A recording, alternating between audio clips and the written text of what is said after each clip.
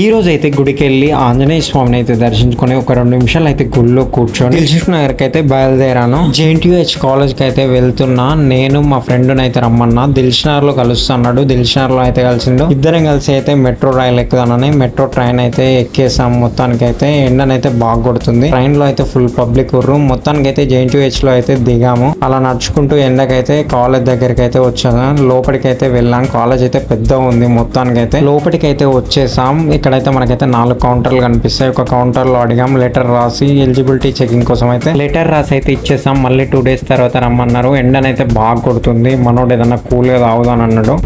పక్కకి చెరుకు రసం బండి అయితే కనిపించింది. చెరుకు రసం అయితే అలా కూల్ గా తాగి మనమైతే మళ్ళీ రిటర్న్ అయ్యాలని మెట్రో స్టేషన్ కి వచ్చి మళ్ళీ దిల్సుఖ్ నగర్ కి అయితే రిటర్న్ అయిపోయాం. ఎండనైతే బాగా కొడుతుంది. ఇక్కడైతే ఫుల్ పబ్లిక్ దిల్సుఖ్ నగర్ లో. మన హాస్టల్ పోదాని అనుకున్నాం. అప్పటిలోపు 12 అయింది. ఇక ఏమైనా తిందని అనుకోని అప్పుడే పక్కకే మనకైతే ఫ్రైడ్ రైస్ షాప్ కనిపించింది. ఎమ్మటే మనం అయితే చికెన్ ఫ్రైడ్ రైస్ అయితే ఆర్డర్ ఇచ్చేసాం. నేను మా ఫ్రెండ్ గారు అయితే చికెన్ ఫ్రైడ్ రైస్ అయితే తినేసి హాస్టల్ కి అయితే వెళ్ళాము. కొద్దిగానైతే ఫ్రెష్ అయ్యి కొద్దిసేపు అయితే రెస్ట్ తీసుకొని సాయంత్రం అయితే ఇక బయలుదేరదానని మళ్ళీ అయితే ఇంటికి అయితే రిటర్న్ అయిపోయా గైస్. రేపటి వీడియోతో మళ్ళీ కలుద్దాం.